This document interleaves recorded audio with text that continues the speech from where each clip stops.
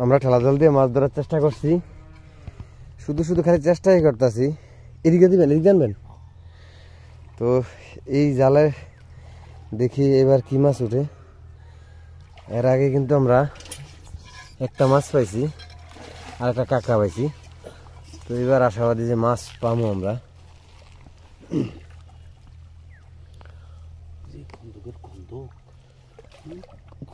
কি বাতলে মাছ পড়ছে?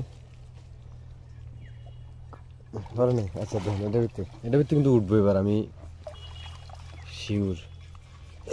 মালটি আলান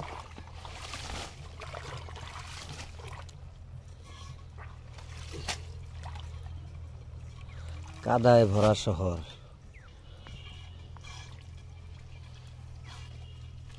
মানে ওর বেশির কারণে বুঝছেন, এই কারণে মাছ কিন্তু জালটা ফুটেলাম।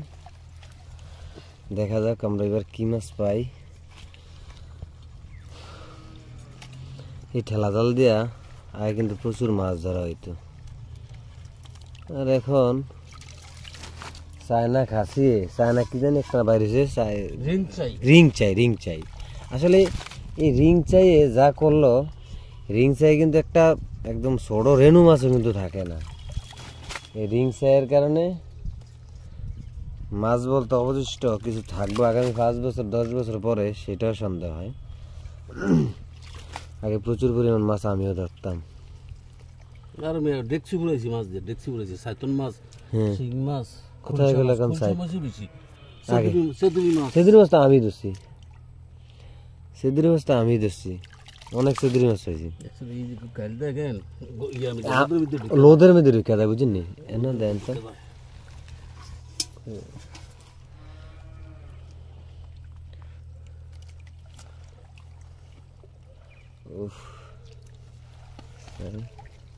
রাত দিয়ে হালকা একটা ইয়া দেন তো।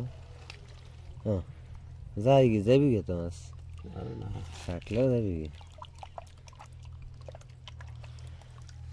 এত ফেক কাদা থাকলে মাছ, মানে এখন মাছের পালানোর জায়গা অনেক বেশি। আগে মাছের পালানোর জায়গা কম ছিল, ফেক কাদা কম ছিল, এগুলো মূল বিষয়।